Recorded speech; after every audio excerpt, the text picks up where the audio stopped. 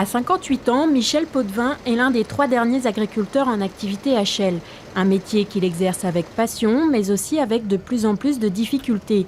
Outre les problèmes économiques que rencontrent de nombreux agriculteurs en France, il est confronté à l'urbanisation croissante. Des changements qui l'ont obligé à modifier ses habitudes de travail. Vous êtes obligé, en fonction des travaux que vous avez à faire, de prévoir plus ou moins des temps de travaux. Si vous devez aller sur une région périurbaine, eh bien, il faut vous adapter, partir en milieu de journée pour pouvoir arriver à faire les travaux et revenir avant que le flux du retour du soir ne soit là. Et le matin, c'est exactement pareil. Si vous devez aller travailler sur Chelles ou sur Coubron ou sur Courtrai, vous êtes obligé de jouer avec les flux de circulation. Outre la circulation, c'est aussi souvent les aménagements urbains qui compliquent le travail de cet agriculteur. Ah voilà, là, tu arrives ici avec un engin de 3,50 m et 3,50 m c'est une petite moissonneuse batteuse. Et bien là, tu imagines une voiture qui vient en face et tu imagines aussi les barrières. Les barrières qui permettent la protection des piétons, mais qui nous empêchent aussi de pouvoir empiéter de temps en temps sur le bas-côté, sur le trottoir. Le développement des zones urbaines a aussi contraint cet agriculteur à céder des terres.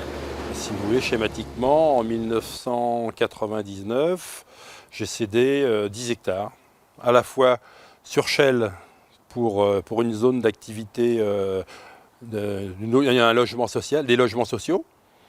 Ensuite, il y a eu la déviation de Courtrai, qui pareil, a pris une certaine surface, plus de 2 hectares. Ensuite, vous avez les nœuds routiers, les agrandissements pour l'accès à la 104 qui sont en train de se faire actuellement. Tout ça, c'est des surfaces qui partent et qui asphyxient de plus en plus l'exploitation. De nombreux agriculteurs en Seine-et-Marne rencontrent les mêmes problèmes. En raison de la croissance démographique et du développement économique, le département a perdu 1000 hectares de terres agricoles chaque année depuis 1982. Des surfaces utilisées pour la construction de logements, d'équipements commerciaux ou encore de loisirs. Une situation qui rend de plus en plus difficile l'installation des jeunes agriculteurs.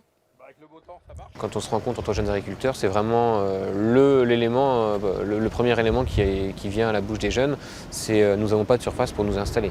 Mes parents étaient agriculteurs dans le Nord Seine-et-Marne. Je n'ai jamais pu m'installer près de chez eux car la pression du foncier était trop importante.